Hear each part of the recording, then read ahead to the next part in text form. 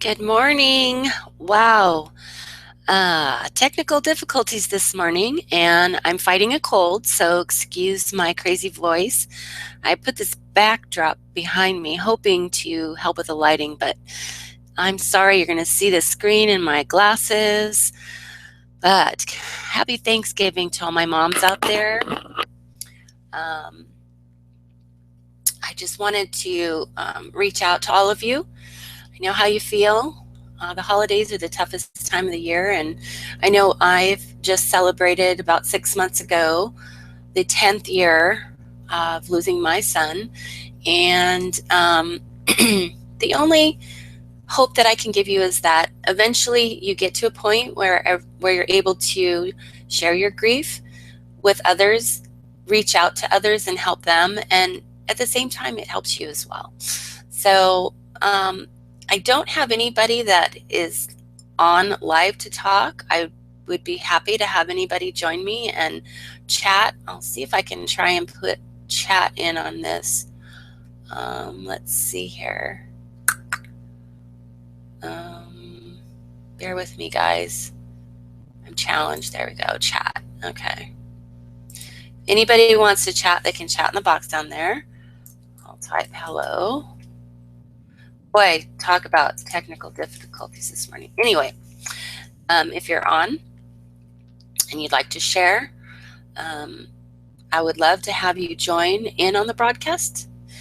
But let me just share a few things with you. If you have recently lost a child, one of the organizations that I reached out to, not immediately, but through the years, was CompassionateFriends.org. And I'm going to take you to that link here in a second. Let me go ahead and share my screen.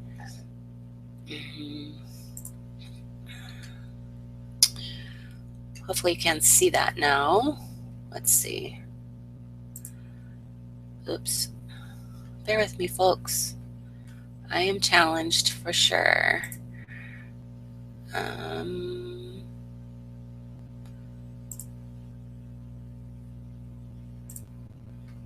No, that's not the page I wanted. Stop sharing. Sorry, guys. You're getting me in the raw.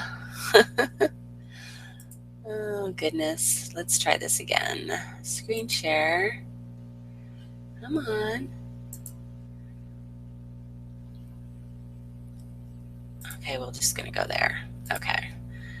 And, woo-wee. Here we go. Okay, so this is CompassionateFriends.org. A lot of great information here. If you want some information, maybe even starting a group in your area, you can check here for other areas or other programs in your area. I know we don't have any, excuse me, in our area where I'm at. I'm near Fresno in Kingsburg, California. But there is, you can locate a chapter over here. This worldwide candle lighting, we're actually going to be doing that for the 5th year. Let's go over here. This is the post I just put up this morning about the candle lighting ceremony. It is on December 13th. I believe it's always the second Sunday in the year. This has really been touching for my husband and I because this particular event is not just for children who were lost to suicide. It's children lost, period.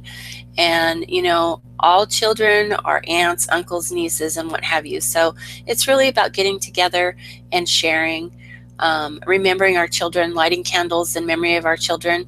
I always do an online presentation as well, so that, you know, sometimes when it's really raw and it's fresh and new, people really aren't, they don't want to share in public. They really don't trust themselves, and mostly they don't trust others because people can be cruel with the things they say to you. And honestly, I think that they just aren't sure what to say to you, and, you know, in an effort of trying to be there for you, they actually hurt you more. So I get that, and so that's why every year I do an online presentation as well. So if on December 13th, the candle lighting starts at 7 p.m. I will have the presentation posted on this page, cliffstory.com, early that day, because I will have to be actually at the event, the live event. So we might try doing something with Periscope, just to give the feel of what it's like to be there live. We'll see. We'll see how things go. I'm a firm believer of going with what the mood carries me through and what the spirit guides me to. I feel that this is a calling of mine to reach out to others who have suffered loss, such as myself. And so I just really, I don't worry about the numbers, because it's really not about the numbers. It's really more about, whoever I'm intended to reach, I know that will happen. And, when you share your own story, it really does help others at the same time.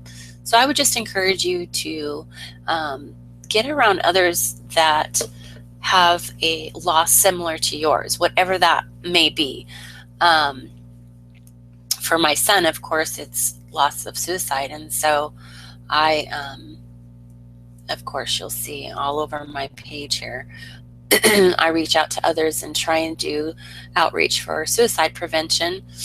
I'm involved in our own nonprofit, Cliff Story Inc., and also Fresno Survivors of Suicide Loss. And, whatever you can do to reach out to others, I promise you it helps you at the same time. Let's see here. Excuse me, I'm so sorry. Fighting a cold. I was hoping I wouldn't sneeze or cough. I really don't have a whole lot more. And let me see. Let me get back to the page. Let's see here. See if I have anybody in the chat room. I do not. Let's see here. Toolbox.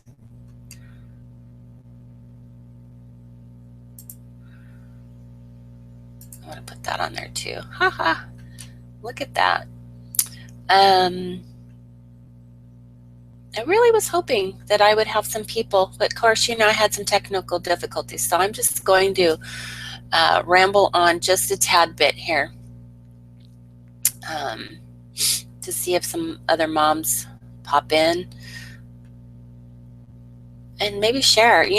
Let me share a little bit about Cliff. So some moms have some special little stories about something funny that happened on Thanksgiving, or maybe a tradition that they have. But for my son, he loved to eat.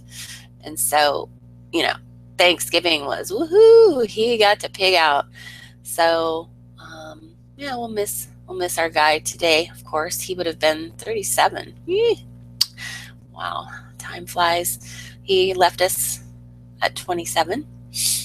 And I honestly believe that my son was sacrificed so others could live. And so stay tuned with cliffstory.com. Check in there every now and again if you can. If you know somebody who is perhaps suffering from mental illness, depression, what have you, we do a lot of outreach there. You might want to share our page, cliffstory.com. And of course, the annual candlelight ceremony for the loss of children. So this is just my outreach, folks. Sorry about the technical difficulties. Wish I could have had some of you online personally, but I understand. Sometimes it's just too raw and it's just too sad. And honestly, I'll tell you that for the first 10 years, my husband and I tried to ignore holidays. I've managed, it's so funny, I look back and I've managed to do this morning call about every other year. So I'm not sure on those every other years what inspired me to do it, but I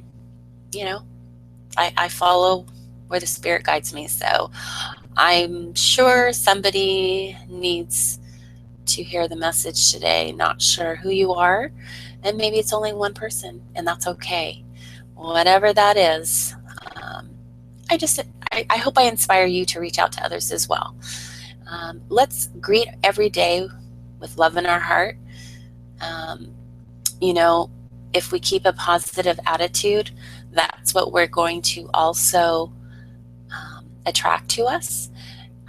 If you're angry at somebody and you spout angry words back at them, the anger is just going to continue to grow and bounce back and snowball. So try to take a deep breath. Think of something that makes you smile, perhaps your child, something that just calms you down and brings love into your heart, and respond in such a manner, and it might help. Okay. I know that Christmas and Mother's Day, I think, are probably the toughest times of the year for me. And so we really tried ignoring Christmas Day every year, and we still do. We try to go to the casino or somewhere to ignore, because there's so many sad movies on Christmas movies. It's really sad. It's all about family, and we only had Cliff, so we don't have grandkids. So it's a really sad time for us. So anyway, we tended to ignore the day and have a diversion. Perhaps that's something that might help you.